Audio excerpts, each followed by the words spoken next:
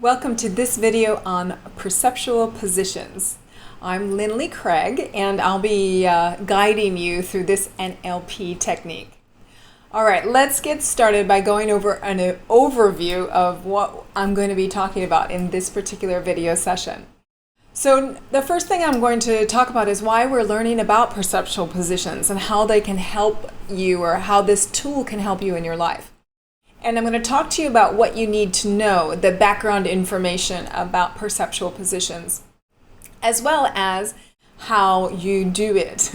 And then I'm going to actually guide you through the perceptual position exercise, two different exercises actually, via a audio program that goes along with this video. So I hope you enjoy that. And the last part, of course, is for you to determine what you noticed by doing the practice as well as going through the video. So let's talk about first why. So why is it important to understand perceptual positions? Well, it's a really crucial tool to be able to understand the entire communication network, the entire communication loop that we have.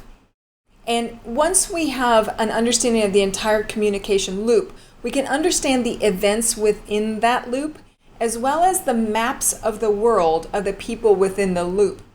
So what I mean by maps of the world is what they believe reality is, their own beliefs, their own values, their own perceptions, their own assumptions, all of these things within it.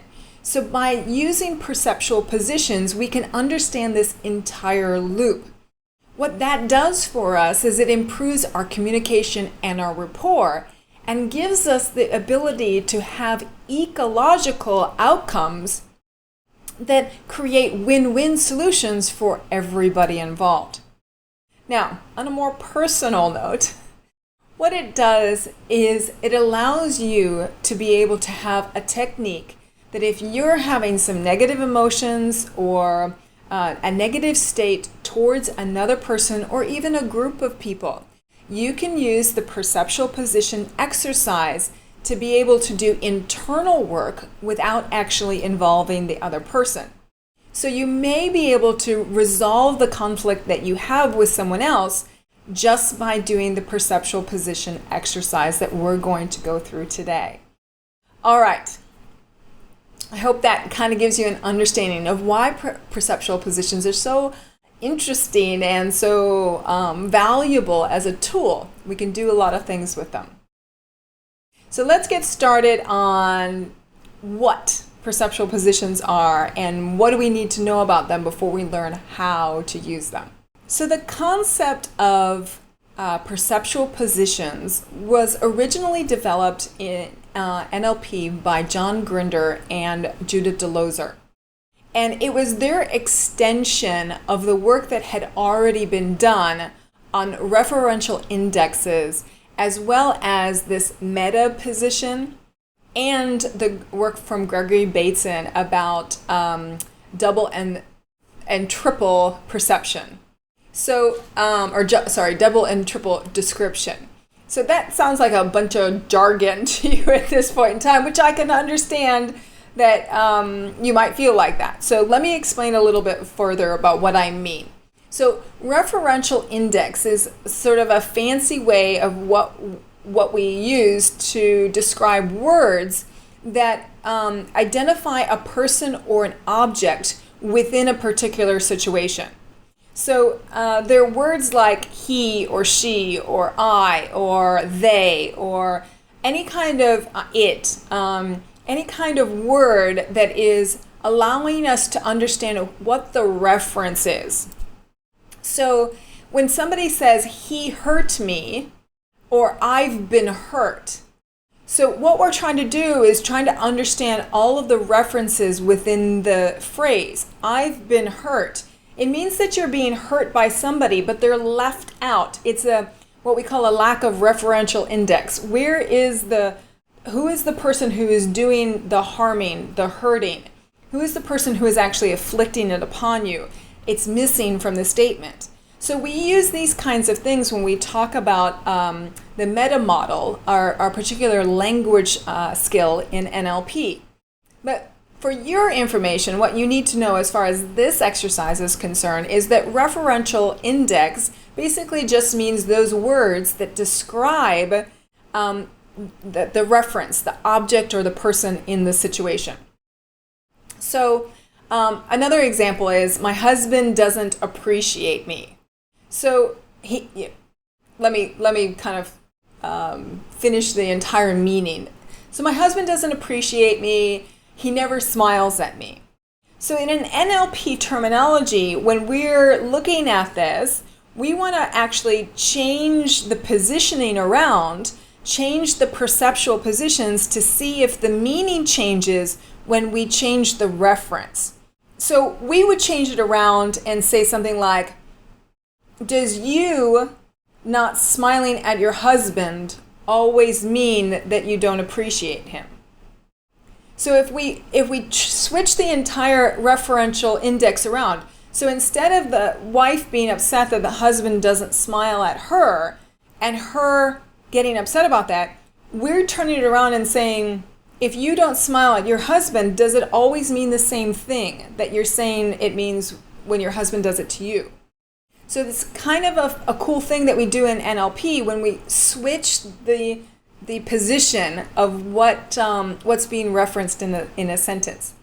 All right, so that's kind of a little technique of how we would use perceptual positions in just a language kind of thing. I'm going to teach you an entire tool of how to use it as well. All right, so one of the things that we do when we do it in that language way is we're basically just shifting the perspective. We're trying to bring awareness to the situation and shift the perspective so the person looks at it maybe in a different way. So let's look at the entire big picture first. Perceptual positions exist in three different fashions. So we have first position, we have second position, and third position. So let's look at them one at a time, sort of up close and personal, so we understand each position in its detail. So let's start with first position, obviously. It's a good place to start. So first position basically is us, our own self. It is an associated position, which means that we're seeing the situation through our own eyes. So when we do a exercise on perceptual positions and we ask you to close your eyes and be in first position, that means that you're experiencing the situation through your own eyes, listening through your own ears, and feeling the feelings as if you were in that situation, instead of watching it like it was on a screen of a movie and you see yourself in this situation. So you want to see it through your own eyes. That's what first position means. You're seeing it through your own eyes. And when you're talking, you're always referring to yourself as I this, I that, blah, blah, blah. You can also have I as part of you as objects. So for example, like a race car driver might be able to explain I as himself and his car. Or a blind man can describe his I as himself and his cane. So sometimes the I also includes objects that are associated with your identity. But that's not really important for perceptual positions. I just wanted to let you know just in case. So the first position also includes your physiology, your beliefs, your assumptions, your perspectives. So your physiology, like how do you normally stand? How do you normally say the things that you say? What tone of voice are you normally using? And especially when you're in a particular situation, how do you behave in that situation? What's your physiology? How the tone of your voice, everything in that situation. So that's what first position is. You're seeing it through your own eyes. You're referring to yourself as I. Okay? Does that make sense? So that is first position. Let's look at second position. So second position is the position that is outside of you, and it is normally another person though it could be multiple people or multiple second positions. There could be lots of different people in all their own individual second positions. So second position is associated with basically standing in another person's shoes. So when you hear that phrase, like, have you ever stood in that person's shoes? That's what we mean when we're talking about second position, being in that other person's shoes. So when you're in that other person's shoes, you're experiencing it from their perspective, their assumptions, their beliefs, their map of the world, right? Not yours, but their map of the world. So when they are looking through their eyes, they're looking back at you sitting in first position. And when second position looks at the person in first position, the person in first position, when second position looks at the person in first position, they're using the references, the referential index, they're using those things like you over there, that person over there, he or she over there, that me over there. It can include those kinds of things when it's a second person looking at that you over there. So what we want to do is we want to talk about his or her physiology. We want to talk about that person that is in first position. Yes, that person is us, but we want to talk about them as if they were a different person because we're in second position. So when we're also in second position, we are going to take on the physiology of that person. Not our own physiology, but the person's physiology. The way they speak, the way they stand, the way they wear their clothes, the way they brush their hair, etc., etc., etc. So it's really stepping into their world and seeing everything through their eyes and experiencing it through their own belief systems. So that's what second position is all about. And we're only doing this temporarily. So it's not like you have to stay there. The important part about the exercise is that you get in and you get into their position instead of saying to you you're in you but in second position. That doesn't work. So if you were in you in second position, you would be in second position saying things like, well, I don't think that they understand. Well, no, then you're not in second position. You're still in first position, just standing in second position's place, right? In second position, they're talking about you and you're someplace else. Okay, you're still in first position. So you're talking about you from their perspective. And what we also want to do is always return to our normal selves in first position after we've done second position, so we don't get stuck in somebody else's map. Okay? It does happen when people get really associated into other people's worlds. They can get stuck. So we don't want that. We want to get back to our own self and our own map of the world. All right. So that's second position. Again, through their eyes, their physiology, their words, their voice, their descriptions, their perspective, their assumptions. That's how second position is run. Let's look at third position. So third position is you looking at the world or this situation between these two people that are in front of you. So it's like an observer position, but not a traditional observer position. So what this position, third position, is about is that you're actually taking the perspectives that you understand from you, first position, and you're taking the perspectives of second position, the other person, and you're taking that into consideration as you stand outside and you watch the interaction in that situation between those two individuals.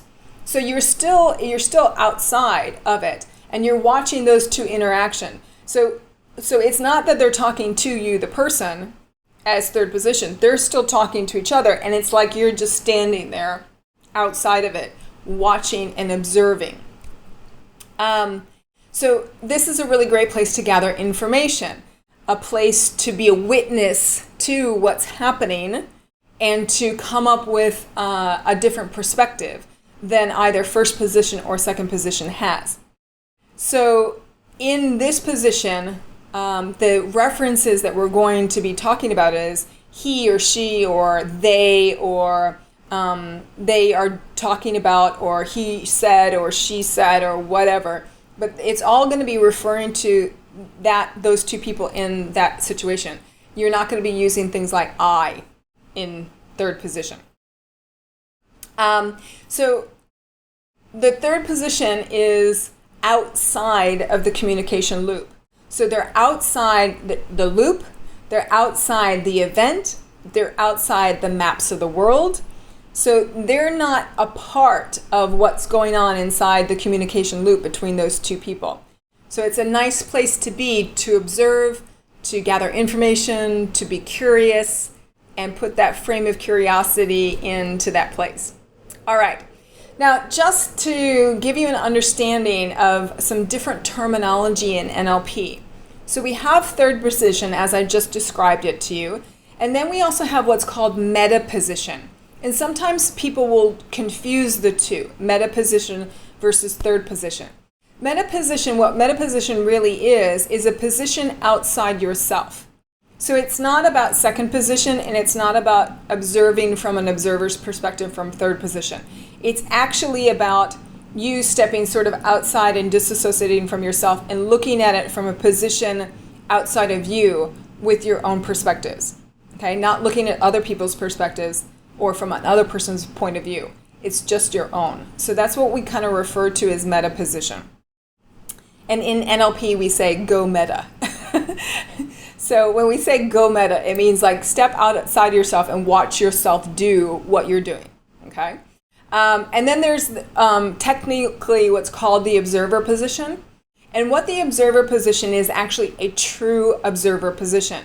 An observer position is literally a stranger to both first position and second position. They are completely neutral. They do not know, nor understand, nor need to know the beliefs, assumptions, perspectives of either first position or second position. They are literally a true neutral observer, complete stranger to the situation. So sometimes it's hard for people to be a true observer because of the fact that they know themselves and their own perspective, and they also know somewhat of the second position's perspective. So to be a true observer takes practice to be able to do that and completely not consider your own stuff or other people's stuff when looking at it from an observer position. So I hope it gives you some information about first, second, third position and what they're all about. Now, as I said at the beginning, this is where I'm going to lead you through two exercises. So the first exercise is perceptual positions with a problem situation. So it's a person that you're experiencing a problem with or in a particular problem situation. There might be a lot of problem situations with a particular person. But what we want to do is just focus on one person to do this particular exercise. You're more than welcome to repeat the exercise using multiple people if you want to, like if you have a team, for example, and you want to look at several different second positions, that's okay to do. Just try it first with the one person, and then you can go back and listen to it again and do it with multiple ones. If you're going to do that, by the way, the best way to do that is to rewind or reverse the recording so that you do the multiple second position. You do that multiple for each person that you want to do in the group. You'll understand that more when you actually do the exercise. So then the second exercise that we're going to do is with a mentor. So the first one is a problem person that you're having a problem with, and the second one is a mentor position. So somebody who you believe is a mentor, who you respect, who plays that sort of mentor role with you in your life. So whoever that person is, that's the second exercise that you're going to do. Now, again, those are going to be on MP3s for you to be able to download and keep. along with this this video. So you can find those below, and as well as the worksheet that goes along, or the script that goes along with both of those exercises. So I hope you enjoy those, and we will see you in the next video.